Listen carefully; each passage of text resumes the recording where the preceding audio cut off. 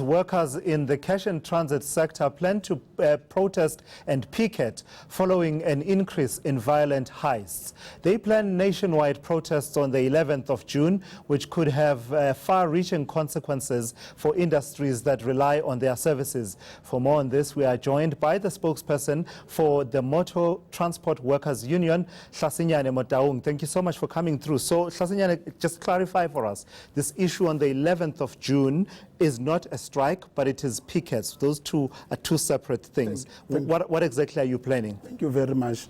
As you have clearly mentioned that it is not a strike. We are going to protest because now we have seen this cash in transit heist is like going crazy. And we have tried to talk to the owners of the companies. And now we realize that we also need the government in this issue. Because it happens, sometimes you'll find it happens in 5 different areas in one day.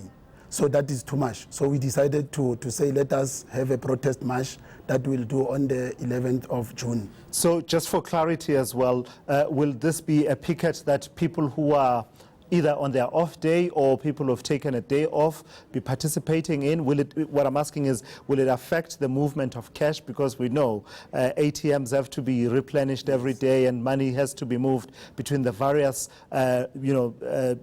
establishments around the country every day. Okay.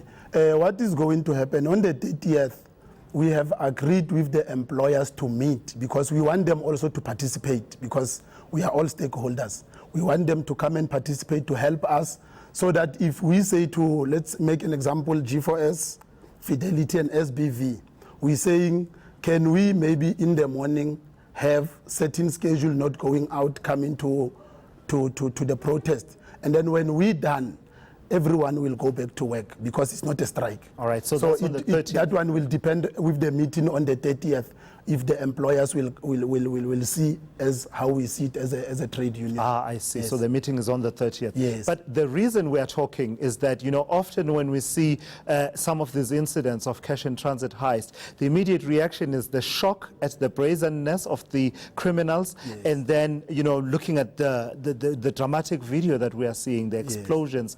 Yes. Few people actually go past that to say there are people behind this. There are people manning all of this whose lives are in danger. Talk to me about the working conditions of your members. Thulasizwe, the working conditions at the moment, as we have mentioned that as a trade union we are crying because it is like it's too much. And then let me make an example of a CIT officer coming on duty. You come like an ordinary worker, and when this thing happens, it's when you realize how dangerous your job is. But normally, it's like a normal work for an ordinary South African, because you're not anticipating that there will be a robbery today. So the only thing that you come alert, you do your job every time, taking that in your mind to say, I know that I'm protecting a lot of money here, and I know there is people somewhere, I don't know where, somewhere who are looking for this money, and they're looking at me while I'm performing my duties, who wants to come and rob me. In fact, you brought us a video clip that you want to refer to. I don't know what it is that you want to show us that sort of talks to the kind of conditions under which you work. Thank you very much. It's one of the videos that is in the YouTube that I brought. And then I want you to check here, when we talk about safety, we're saying companies like G4S and Fidelity, we want them to beef up their security. You look at these guys, this is a bag of money that they took from the guy who was picking it up, we call him a crewman. And then now the driver has to fight with those criminals with a cash van. Now he's coming back, trying to come and pick the bag because now the crewman ran into the cash office. But now these criminals, they've got the audacity to come back. Look at what they're doing. They're coming back now to show that this guy is nothing. Look at this, look at this. So now this guy is bumping them with a cash van. And then if this guy was having an automatic rifle, these guys, he was gonna win this fight. So this shows that when we talk about these cash in transit employees, we need them to be equal to the robbers when it comes to issue of... Very interesting. So are you calling for the cash in transit personnel to be armed even better than they are at the moment to meet and match the criminals gun for gun? Definitely, that is what we are calling Thulasizwe. I know that the government has come regulating these firearms.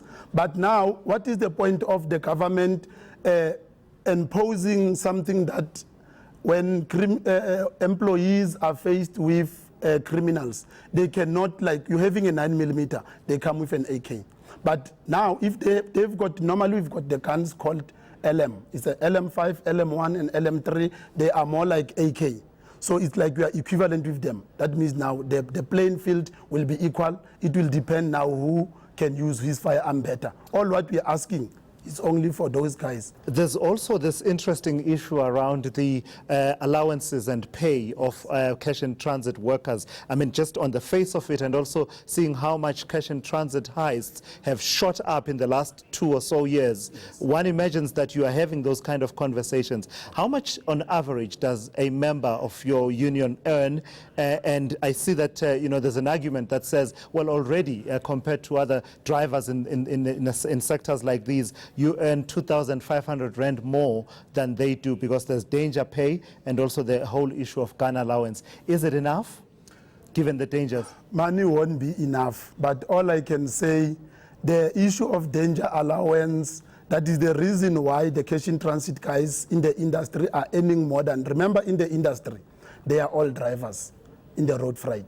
So now when you come to the cash in transit guys, you find that their salary is more than a code 14 driver, as much as they are all drivers, because all their allowances, firearm allowance, danger pay, and they used to have the other one that we didn't like as union, they call, it's a clean, whereby your uniform will always be clean when you come to work. It was, but now the problem was, managers were like, if you are sick, they will go to your firearm allowance. Your firearm allowance is 500 rand. They go there and take 200 rand and say, for 3 days you are not on duty.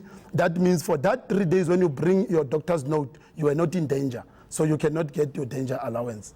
Or maybe they will cut it. So now as unions, we talk and we come to a conclusion that those allowances will be put in the basic salary to better their hourly rates. So are you calling for the average to be about 20,000 rand in terms of the salary per month? That one, Thulasizwe, it's something that will be dealt at the bargaining council. Our negotiations, we have already put in the demands, and I think from next month we'll be going on negotiations. All right. And everything will be dealt there. We cannot talk about it anywhere else. Absolutely. Thank you so much for coming through. I appreciate your insights and helping us see that perspective of this story that we are all dealing with on a daily basis. Thank you. That is Hlasinyane Motaung, who is the spokesperson for the Motor Transport Workers Union, talking to us about the plight of cash and transit workers.